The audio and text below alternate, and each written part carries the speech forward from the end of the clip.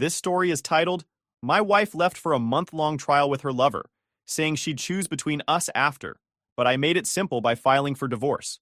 Alright, so, I guess I'm writing this because I need to get it out of my system. My name's Mike.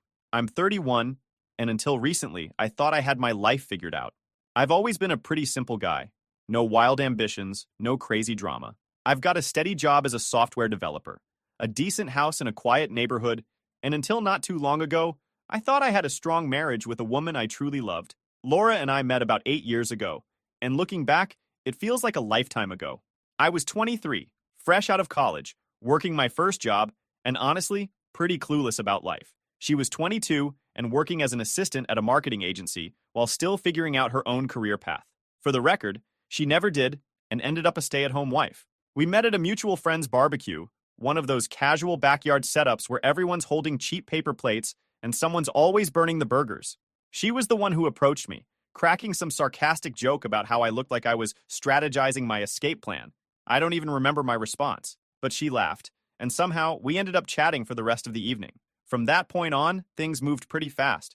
We started dating, and it felt like she added this spark to my otherwise dull and predictable life. Laura was adventurous and spontaneous, always planning last-minute road trips or dragging me to try some new restaurant she'd read about. Meanwhile, I was the grounded one. I'd be the one figuring out the budget, checking the weather, or double-checking the gas tank before we hit the road. It worked, or at least it felt like it did. We balanced each other out. She brought excitement into my world, and I gave her a sense of stability she said she hadn't had in past relationships. 3 years into dating, we decided to tie the knot. The wedding was small, just family and close friends. Neither of us came from wealthy families, so there was no giant ballroom or fancy catering, but it didn't matter. After the wedding, we started building a life together. We bought a small 2-bedroom house in a quiet suburb. Not the fanciest place, but it had potential. For the most part, things felt stable. I'd go to work, come home, and Laura would usually be in the kitchen or lounging on the couch, scrolling through her phone. She'd tell me stories about her day. She worked in marketing back then, so there was always some drama with clients or coworkers, and I'd listen. That was our dynamic. She was the talker, the one with all the stories, and I was the listener. We didn't have kids, but that was a mutual decision. Laura wasn't in a rush, and honestly, neither was I. We both wanted to wait until we were more financially secure and ready for that next big step. It felt like we were on the same page about most things. Looking back, though, I wonder if I got too comfortable. It's easy to fall into routines, especially when life feels steady. I'd get up, go to work, come home, and repeat. We had our date nights, of course, usually dinner at one of our favorite spots or a movie, but I guess I stopped noticing the little things, like how Laura seemed to thrive on attention. It wasn't a bad thing, at least not at first. She's the kind of person who could light up a room, and people naturally gravitate toward her. I think I started taking that for granted, assuming her energy and warmth were just a constant part of our life together. At the time, though, I wasn't worried. I thought we were solid. Sure, we had our arguments now and then. What couple doesn't? Most of the time, it was over stupid things, like me forgetting to take the trash out or her leaving her shoes all over the house. Nothing major. But there's this thing about relationships. They can look fine on the surface while cracks are quietly forming underneath. And if you're not paying attention, those cracks can spread until the whole foundation starts to crumble. I didn't see it coming. Not then, anyway. I thought we were building something strong, something that would last. But sometimes life has a way of showing you just how wrong you are. 2 years ago, our lives got a new character, Jake. Jake moved in next door after the old neighbors, an older couple, downsized and moved to Florida. He was about 28 at the time, younger than most of the folks in the neighborhood. He was a personal trainer, fit, confident, and honestly, a little too good-looking for his own good. He had that kind of physique that made people double-take, like he just stepped out of an action movie. From the second he moved in, Jake was hard not to notice. Not just because of how he looked, but because he was always outside doing something. Washing his car, mowing the lawn, setting up a pull-up bar in his yard. There was always a reason for him to be shirtless. It didn't take long for him to become the talk of the neighborhood. Laura noticed him right away. How could she not? The first time we officially met Jake was when he came over to introduce himself while we were in the yard one Saturday morning. He was friendly, the kind of guy who could charm anyone. Laura struck up a conversation with him almost instantly, asking where he was from, what he did for work, and how he liked the area. I remember standing there, smiling and nodding, barely getting a word in while the two of them chatted like old friends. At the time, I didn't think anything of it. Laura was outgoing. She talked to everyone. She'd be just as chatty with the mail carrier or the guy at the hardware store. It didn't occur to me that there was anything different about her interest in Jake. But looking back now, I can see the small shifts that started happening after that. It began with the casual conversations. Whenever Jake was outside, Laura would find a reason to be outside too. At first, it was little things, grabbing the mail, watering the plants, taking out the trash, but somehow, these quick tasks always turned into 10 or 15-minute chats with Jake. One time, I came home from work and found them talking in the driveway. Laura was holding a basket of laundry she'd been taking to the garage, and Jake was leaning casually against his car, laughing at something she said. When I walked up, they both turned to me, and Laura acted like it was no big deal. Jake was just telling me about his new gym equipment, she said, like it was the most normal thing in the world. It didn't stop there. A couple of weeks later, Laura decided to bake cookies, something she hadn't done in months. I didn't think much of it until I saw her walking across the yard with a plate of cookies in hand. Just being neighborly, she said when I asked her about it. I shrugged it off. It wasn't unusual for Laura to do things like that. She'd brought brownies to other neighbors before. But then, there was the time she bought a new set of workout clothes, bright, fitted leggings, and a matching top. Not the kind of thing she'd normally wear. I asked her about it, and she told me she was thinking about starting to jog again. You know, to get back in shape, she said.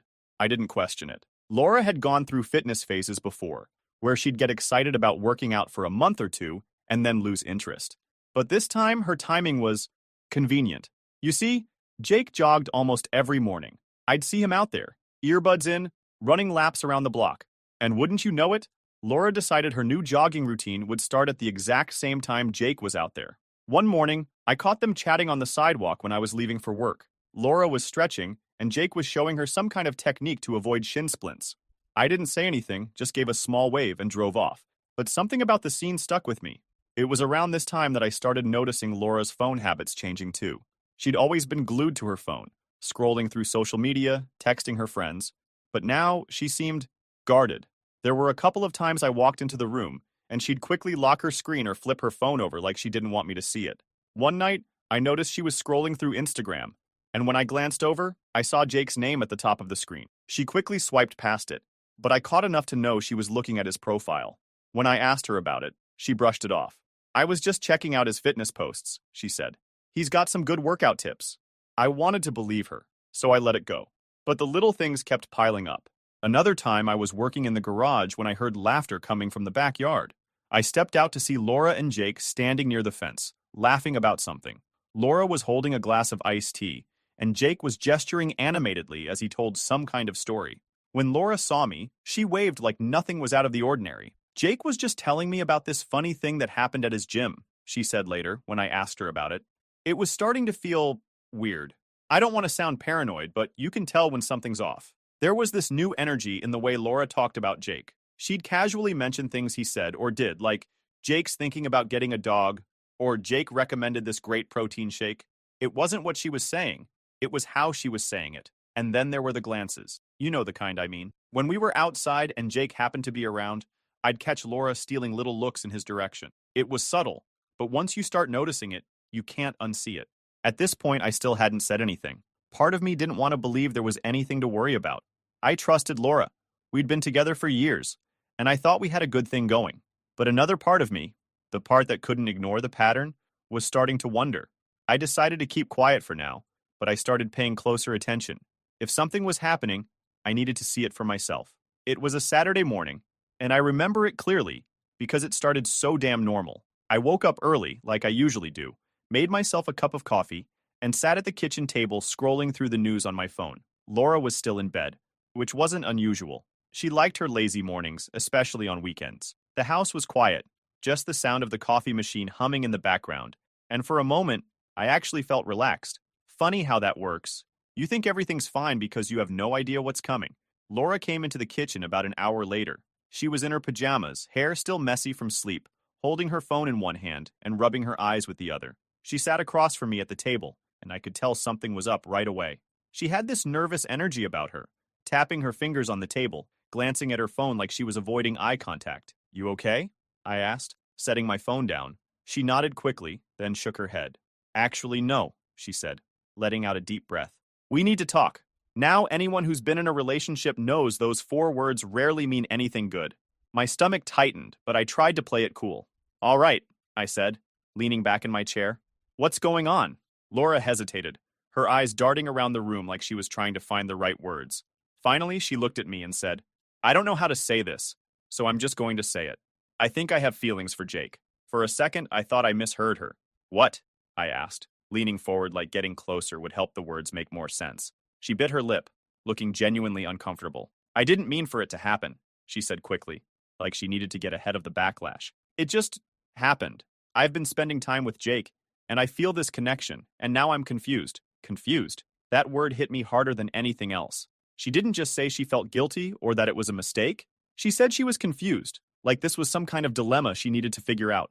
I stared at her, trying to process what she was saying. My mind was racing. Was she saying she wanted to leave? Was she asking for a divorce? Was she trying to confess and move on? I couldn't tell, and that made it worse.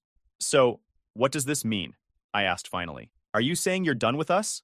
Laura shook her head quickly. No, not necessarily, she said. I don't know what I want right now. I love you, Mike. I do. But I can't stop thinking about him, and I need to figure out what these feelings mean. I felt like the floor had been pulled out from under me. We'd been together for years, built a life together, and now she was telling me she wasn't sure if she wanted to be with me anymore. It was surreal. I took a deep breath, trying to keep my voice steady.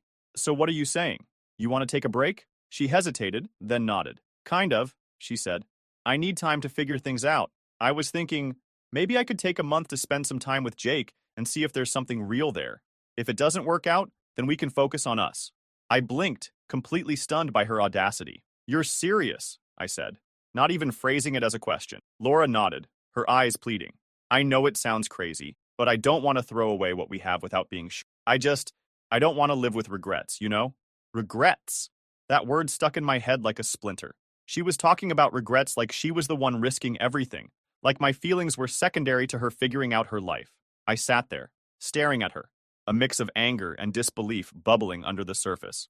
Part of me wanted to blow up, to tell her how selfish she was being.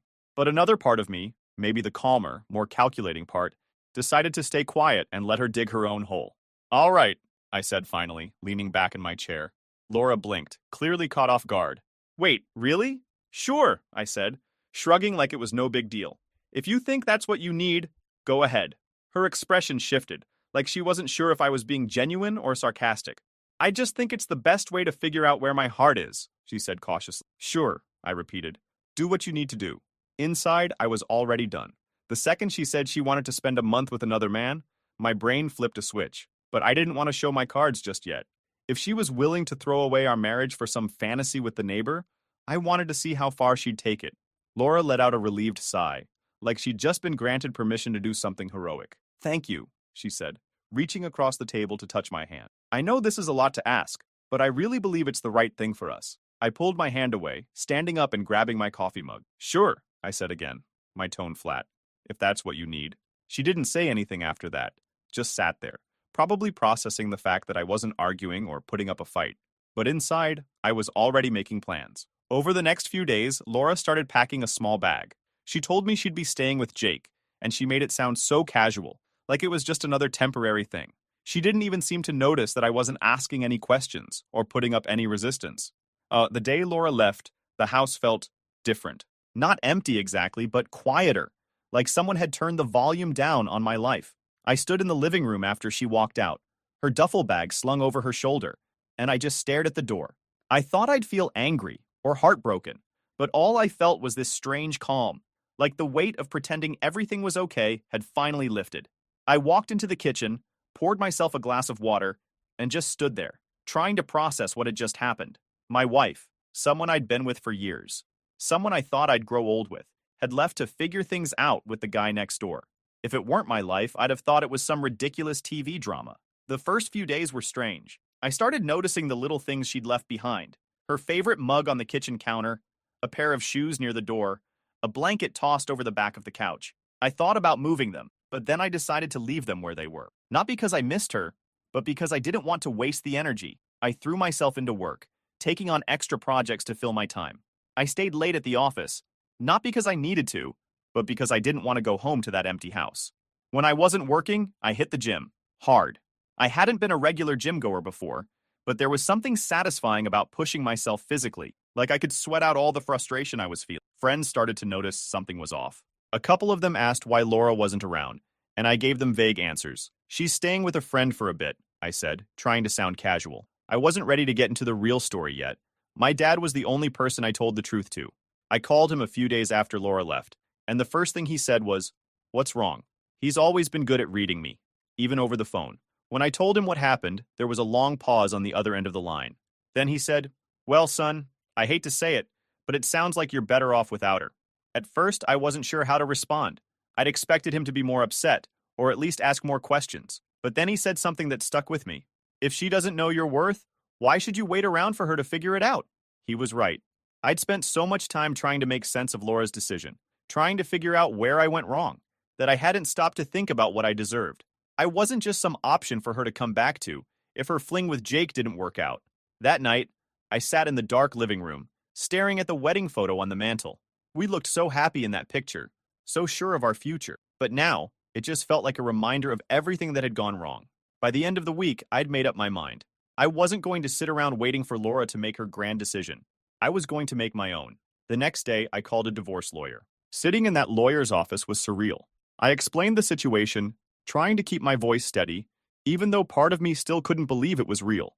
The lawyer listened carefully, nodding as I talked, and when I was done, he said, "You're well within your rights to file for divorce. This kind of situation falls under irreconcilable differences." Hearing those words made something click in my brain.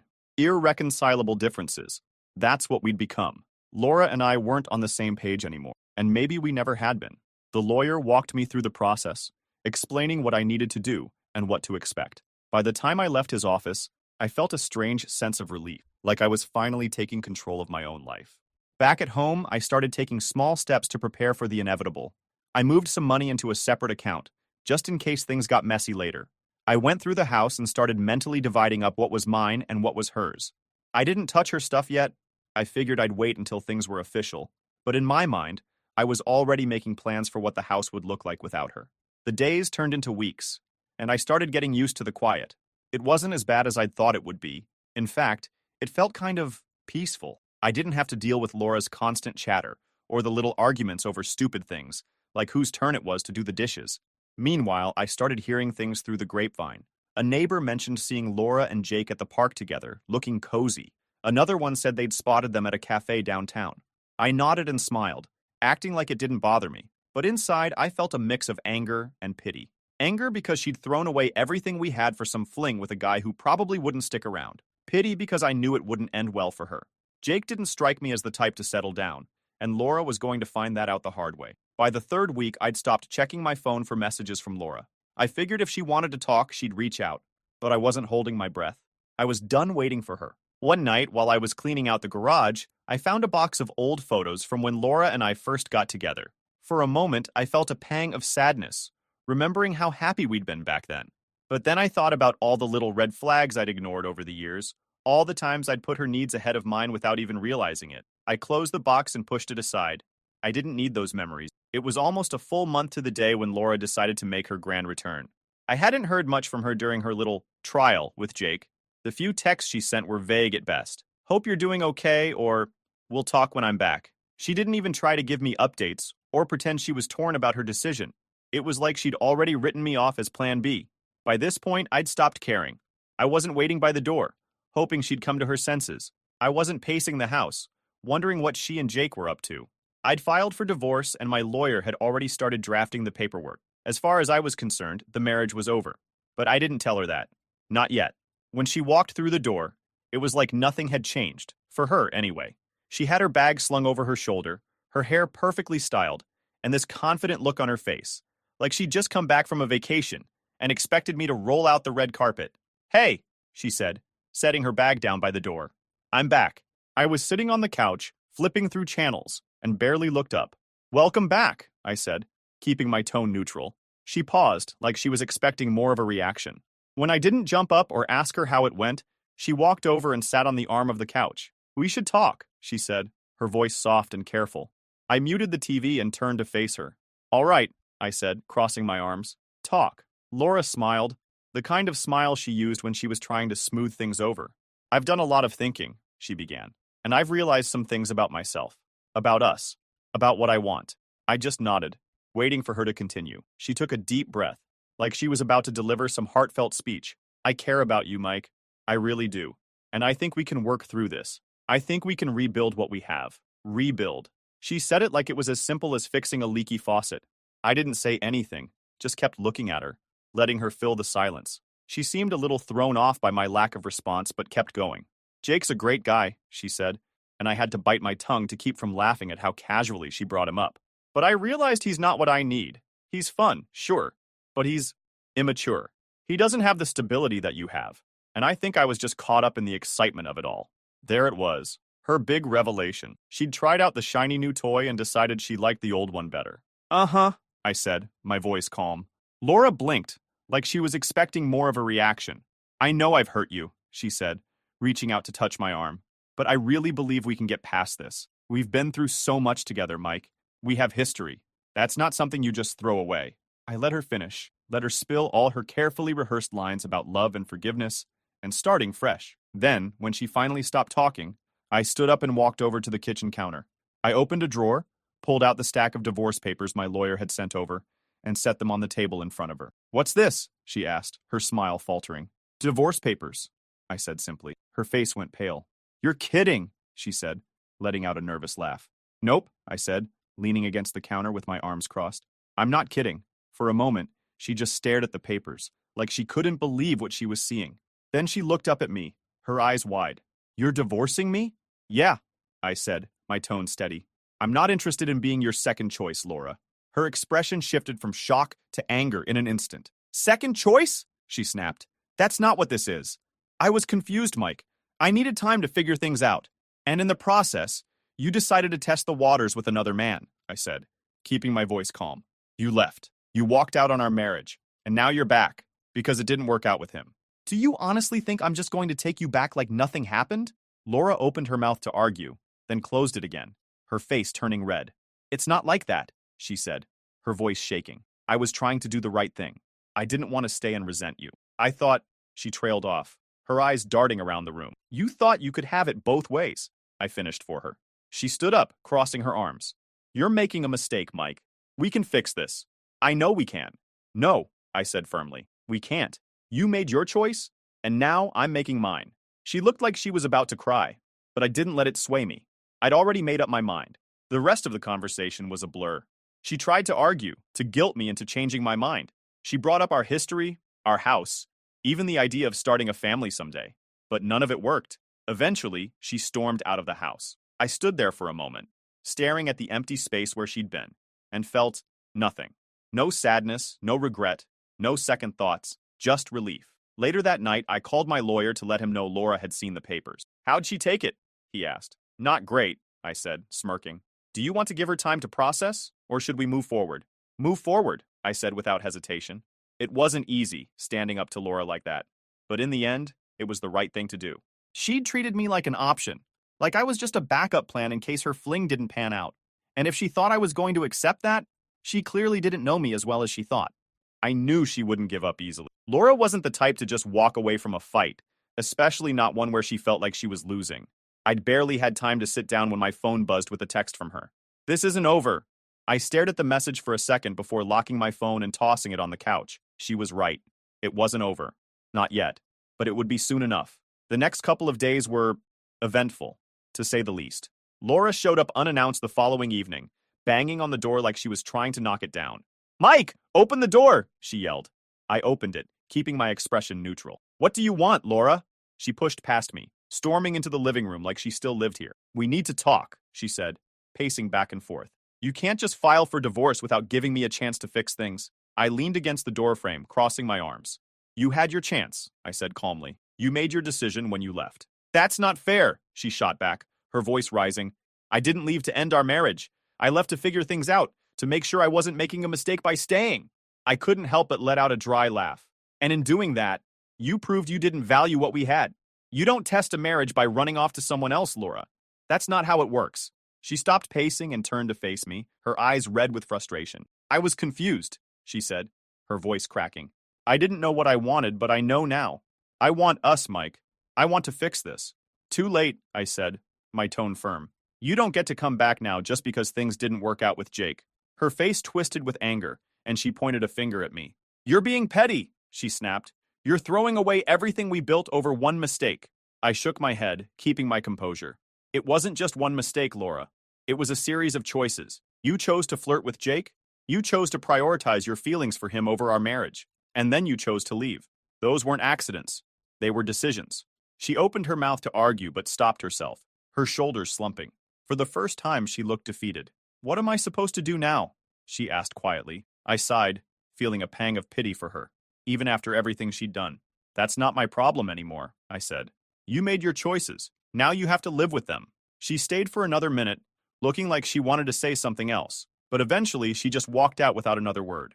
The divorce process moved quickly after that. Laura tried to drag things out at first, probably hoping I'd change my mind. She even tried to play the victim with our mutual friends, telling them I was being cold and unforgiving. My dad, on the other hand, was fully on my side. When I updated him on the situation, he let out a low whistle. She's got some nerve, he said. But I'm proud of you, son. Standing your ground isn't easy, but it's the right thing to do. Laura's attempts to stall didn't get her very far. My lawyer was sharp, and the evidence of her leaving for Jake made things pretty straightforward. She tried to argue for spousal support, claiming she'd sacrificed her career for the marriage, but the judge didn't buy it. In the end, we reached a fair settlement. She got a small amount of money and some of the furniture she'd picked out, but I kept the house and the majority of my savings. It wasn't perfect, but it was better than I'd expected. The final hearing was bittersweet. Sitting in that courtroom, signing the papers that would officially end our marriage, felt surreal. I glanced over at Laura a couple of times. She looked tired, like she hadn't slept in days. Her lawyer handed her a pen, and for a moment, I thought she wasn't going to sign. But eventually, she scribbled her name at the bottom of the page, sealing the deal. After the hearing, she approached me in the hallway. Mike, she said softly, her voice barely above a whisper. I'm sorry. For everything. I looked at her, trying to see the person I'd fallen in love with all those years ago. But all I saw was someone I used to know. I know you are, I said. But sorry doesn't fix this. Her eyes welled up with tears, and she reached out as if to hug me. But I stepped back. Take care of yourself, Laura, I said, turning and walking away. Every now and then, I'd hear bits and pieces about Laura through the grapevine. Jake had apparently moved on to someone else not long after she came back to me. She was living with a relative now, trying to figure out her next steps, as one mutual friend put it. I didn't feel any satisfaction in hearing about her struggles, but I didn't feel sorry for her either. She'd made her choices, and now she was living with the consequences. One day, I ran into her at the grocery store. We locked eyes for a brief moment, and I could see the guilt written all over her face. She gave me a small, awkward wave, but I just nodded and walked past her. There was nothing left to say. Looking back, I don't regret how I handled things. Laura thought she could have it both ways, that she could leave, explore her feelings for someone else, and come back to me when it didn't work out. But life doesn't work like that. I've learned a lot about myself through this process. I know now that I deserve someone who values me, someone who doesn't see me as a fallback option. And if that person is out there, great. If not, that's fine too. For now, I'm just focused on rebuilding my life on my terms. Laura's trial run with Jake may have been her idea of finding clarity, but for me, it was the wake-up call I didn't know I needed.